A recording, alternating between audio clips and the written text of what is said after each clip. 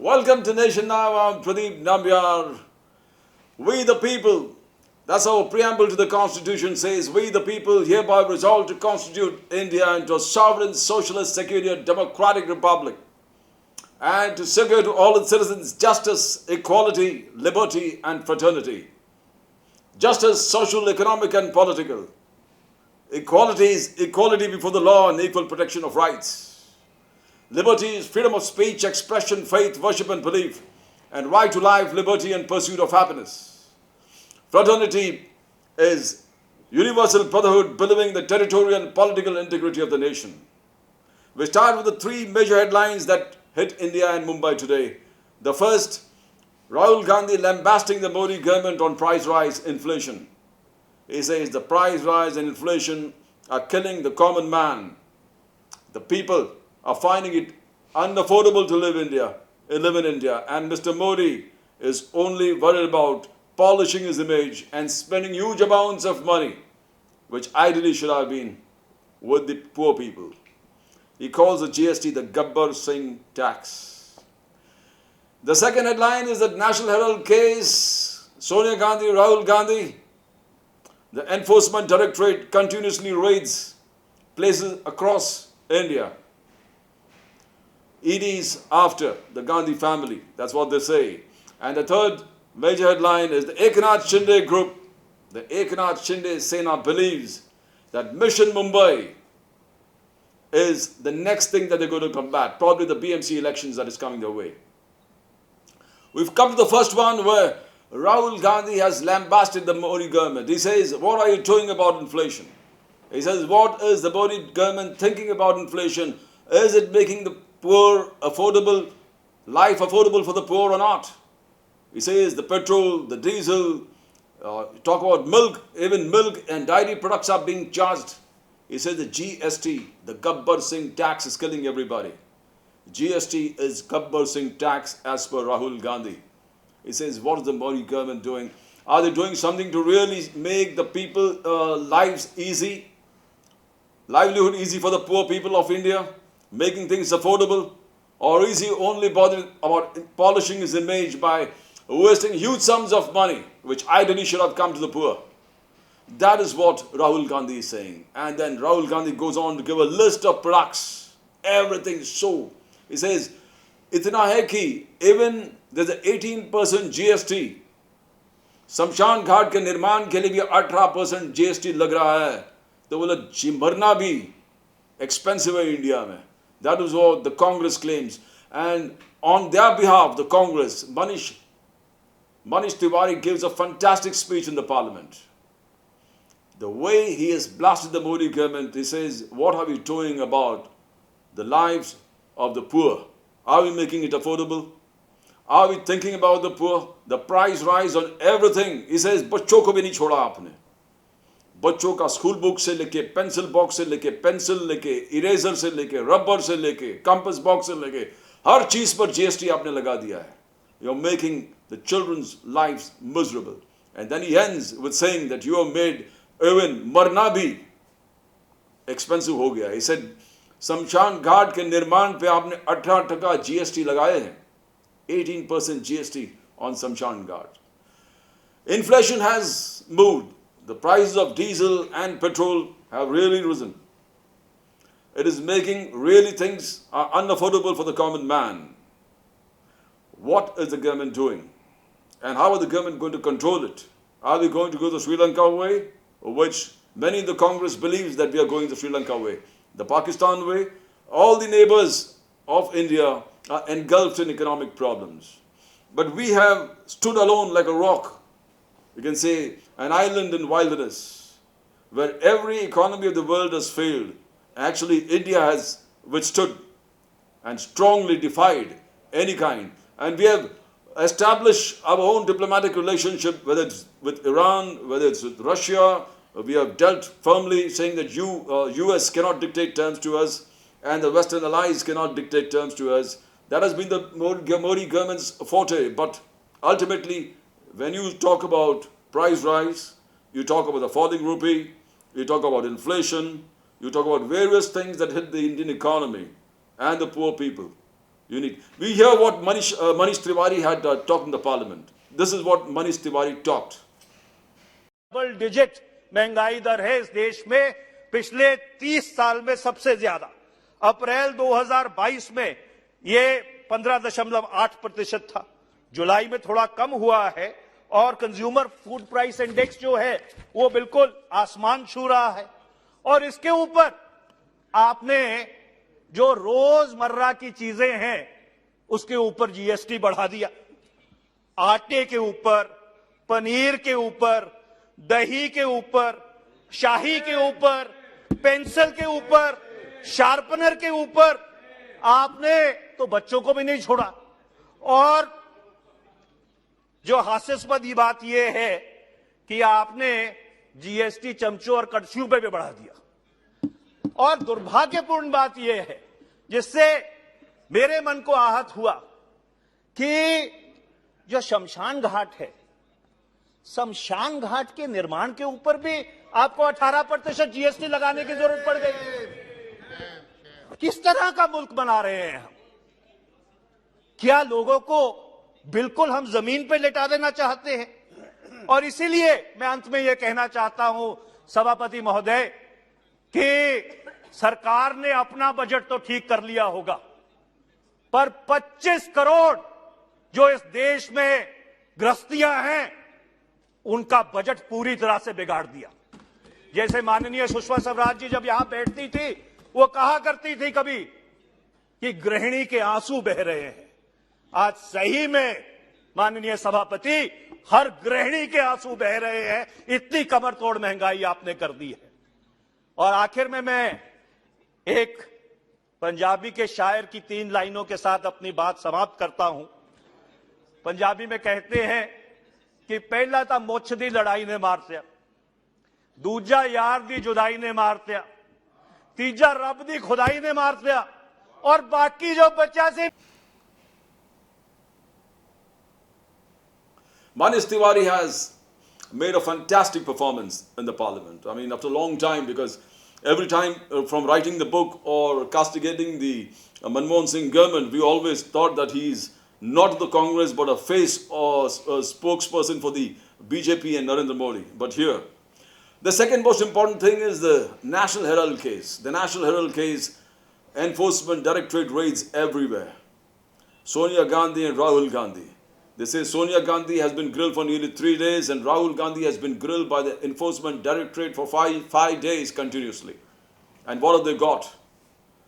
Continued by raids, but this is not going to deter the Congress.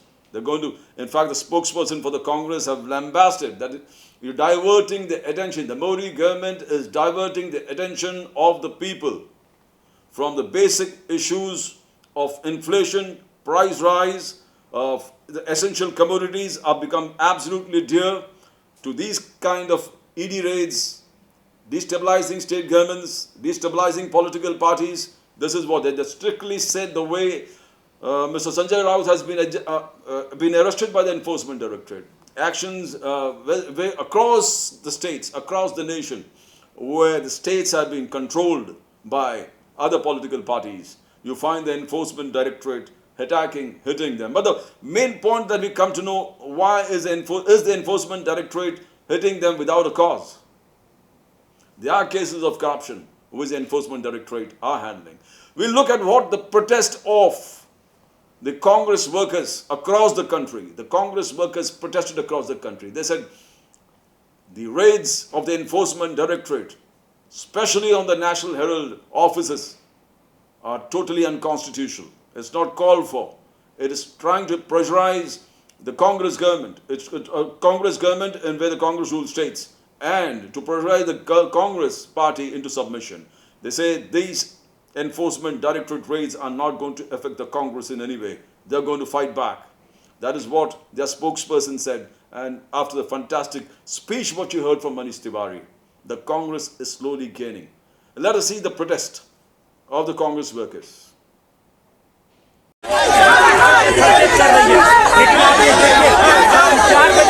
ED की team करीब 10 बजे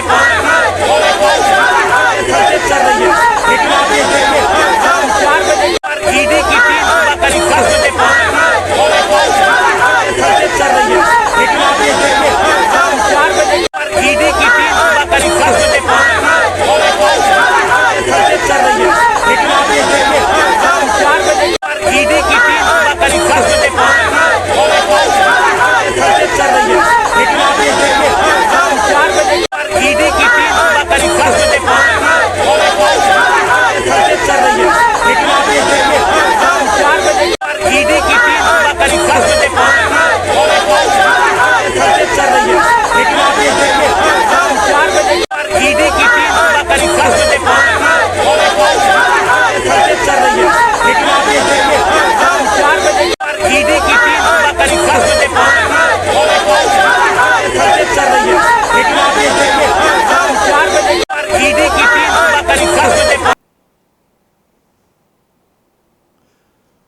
Congress workers did a protest. I mean, they need to come out more often. They need to come out more, because Congress is the only party after the BJP with a 20% national vote share which can really influence the elections in 2024. And if they don't get their acts together now, you don't know when they're going to get. Law is a crystallization of habits and thoughts of the society. When a society degenerates or its moral fiber is impaired, the legal system reflects its depravity. That is what the legal books talk about. And the Enforcement Directorate raids, which the opposition party and the Congress believes to be targeted against the opposition states, rule states, or opposition parties, or leaders of the opposition parties, are totally a biased kind of raids by the Enforcement Directorate. It's what we call a total misuse of the government machinery, and that's, they believe, unconstitutional, targeting the opposition, breaking them, seizing their properties, attaching their properties, seizing their bank accounts, making them struggle for funds. Let's see how things move. As we go to the most important, the third thing, Eknath Shinde Sena saying that Mission Mumbai is our task. Mission Mumbai. Now, Mission Mumbai, because Mumbai is the base of the Thakeres. Uddhav Thackeray, Aditya Thackeray. Shiv Sena is synonymous with Mumbai. The BMC has been with the Shiv Sena from decades. They have been ruling the BMC.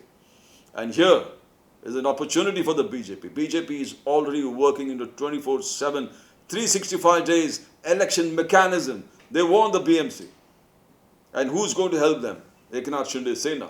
Eknath Shinde Sena says the mission, their next mission is Mission Mumbai.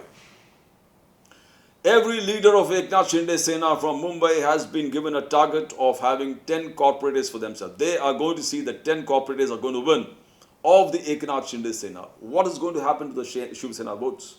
Now, if you look the way the Shiv Sena percentage, the Marathi voters percentage is around 33%, which basically mostly goes to the Shiv Sena. And after this 33% to 40% of the vote share of Shiv Sena is now probably going to be divided among Uddhav Thackeray Sena, Eknath Shinde Sena, Raj Thackeray's MNS, and probably a part will go to Devendra Fadnavis and Ashish Shelar's BJP, the Marathi percentage of votes. And the other Gujarati percentage of votes, the other Uttar Bharatiya votes, that seems to be going to the BJP. So a dent, if Eknath Shinde Sena makes a dent in the BMC, the greatest loser is going to be Uddhav Thackeray. How is he going to combat that? With Mission Mumbai of Eknath Shinde Sena, how successful is going to be? Now, if you see the entire vote share percentage of Mumbai elections, 20% Muslim votes. Now, BJP, as always, has a plan for this 20% Muslim votes, like they had in UP.